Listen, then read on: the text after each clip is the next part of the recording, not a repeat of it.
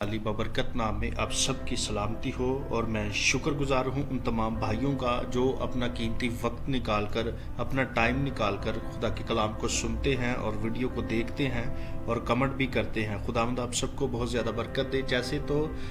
میں بات کر رہا تھا کہ نیو یروشلم جو ہے اور جس طرح نیو ورلڈ آرڈر ہے، ان دونوں کے بیچ میں کیا کیا چیزیں ہیں جس وقت اب جو ہے زمین پر کام کیا جا رہا ہے کہ آسمانی ریاست ہوگی، آسمانی قانون ہوگا، آسمانی لا جو ہے، خدا کا آئین جو ہے، جس کے بارے میں خدا اپنے قوم بنی اسرائیل کو بارہا سکھاتا رہا، بارہا بتاتا رہا، وہ سارا لا جو ہے نیو یروشلم جس کے بارے میں مکاشفہ کی کتاب میں 21ویں باب میں لکھا ہوا ہے کہ نیا یروشلم شہر مقدس جو ہے وہ آسمان سے اترتا ہے۔ تو اس کے برخلاف میں آپ کو بتا رہا تھا کہ زمین پر ابلیس جو ہے وہ ایک کام کر رہا ہے جسے ہم نیو ورلڈ آرڈر کے نام سے جانتے ہیں، جو کہ میں حوالہ دے رہا تھا رالف ایپرسن جو ہے، اس کی کتاب میں یہ ساری باتیں لکھی تھی کہ وہ کیا کیا زمین پر کرنے والے ہیں، کہ جو گے ازم ہے، یعنی کہ مرد کے ساتھ شادی کرے، عورت کے ساتھ شادی کرے، ان چیزوں کو جو ہے نیو ورلڈ آرڈر کے اندر لیگل قرار دیا جائے گا، یعنی کہ قانونی حیثیت جو ہے وہ ان کو حاصل ہوگی۔ اور دوسری بات میں کیا ہوگا کہ ماں باپ جو ہے، پیرنٹس جو ہیں، وہ اپنے بچوں کی تربیت نہیں کر پائیں گے۔ یہ بھی خدا کے کلام میں لکھا ہے کہ تو لڑکے کی اس راہ پر تربیت کر جس پر اسے جانا ہے، تاکہ بوڑھا ہو کے بھی وہ اس سے نہیں ہٹے گا۔ یہ خدا کے کلام کی یہ باتیں ہیں۔ اور نیو ورلڈ آرڈر کے اندر اسٹیٹ جو ہے، یہاں پر یہ صاف باتیں لکھی ہیں، اسٹیٹ جو ہے وہ نیو جنریشن جو ہے ان کی کیا کرے گی؟ تربیت کرے گی۔ ڈیورس، طلاق جو ہے وہ بالکل عام کر دی جائے گی۔ اور ملاکی کی کتاب میں یہ بات لکھی ہے کہ خدا طلاق سے بیزار ہے۔ اور اسی طرح مذاہب جو ہیں، ریلیجین جو ہے، ان کو بین کر دیا جائے گا، اور جو ایماندار لوگ ہیں ان کو گرفتار کیا جائے گا،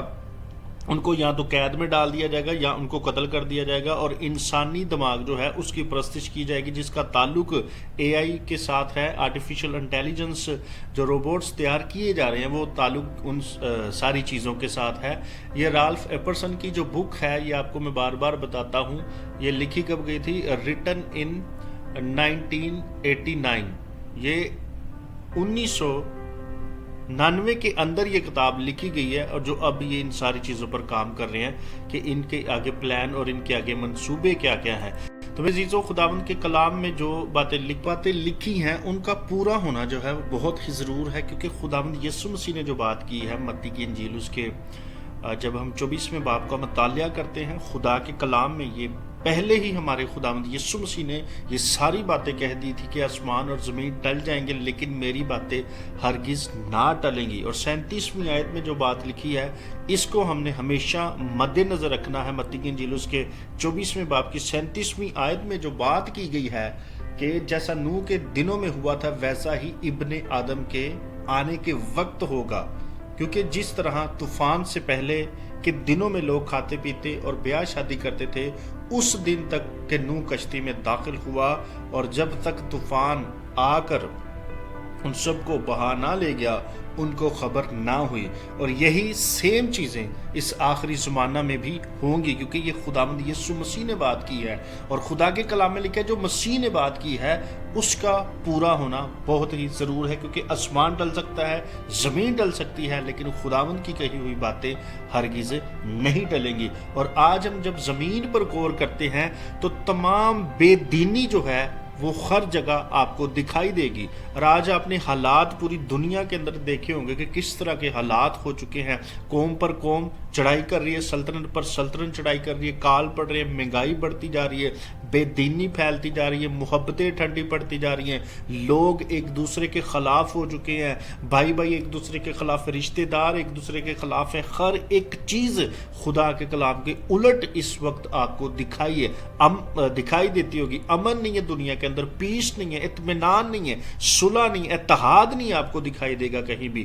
اور یہ ساری پیشن گوئیاں خداوند یسوع مسیح نے کی تھی کہ آخری زمانہ میں ایسا ہوگا۔ اور بہت سی ایسی چیزیں ہیں جو کہ نیو ورلڈ آرڈر کے اندر اور زیادہ بھی لاگو کی جائیں گی۔ دانیل 7 باب کی 25ویں آیت میں ایک بہت بڑی پیشن گوئی کی گئی ہے کہ آخری زمانہ میں، آخری دنوں میں کیا ہوگا ایک نظام ایسا آئے گا، ایک بادشاہ ایسا آئے گا، ایک حکومت، ایک ریاست ایسی آئے گی، اس کا کام کیا ہوگا؟ یہاں پر واضح طور پر دانیل کی کتاب اس کے 7 باب کی 25ویں آیت میں لکھا ہوا ہے، اور وہ حق تعالیٰ کے مقدسوں کو تنگ کرے گا اور مقررہ اوقات اور شریعت کو بدلنے کی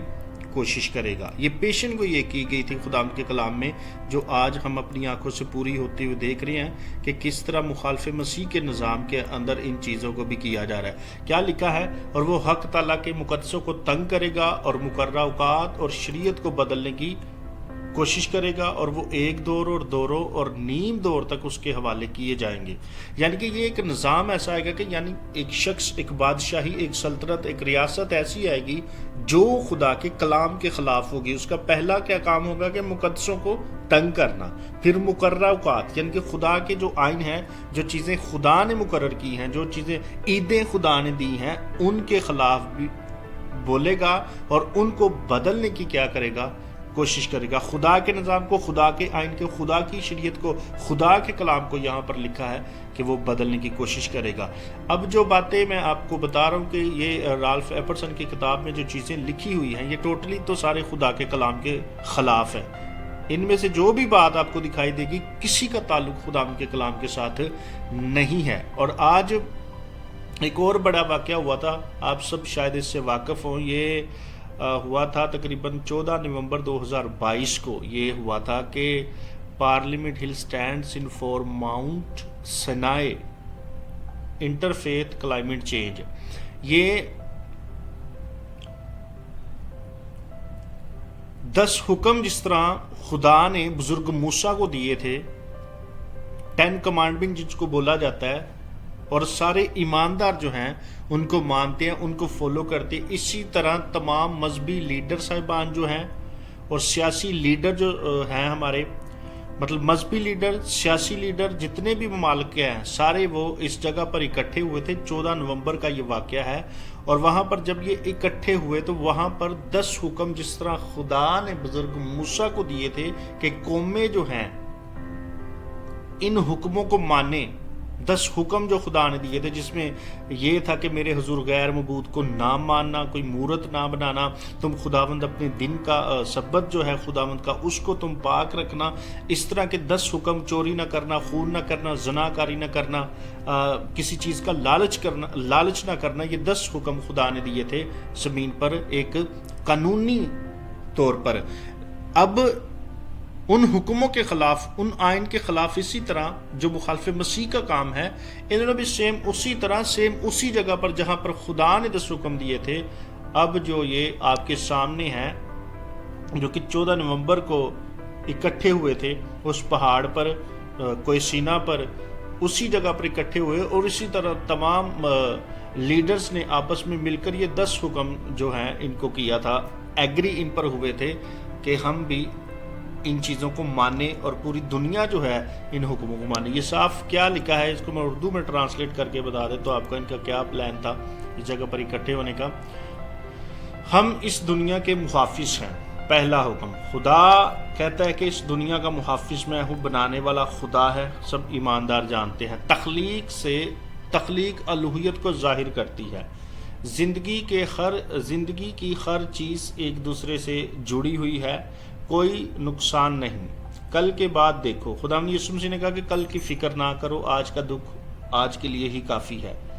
کل اپنی فکر آپ کر لے گا۔ یہ بات خدا یسوع مسیح نے کہی ہے، اور اس حکم میں کیا ہے کہ کل کے بعد دیکھو۔ ہماری دنیا کے لیے انا سے اوپر اٹھیں، ہماری اندرونی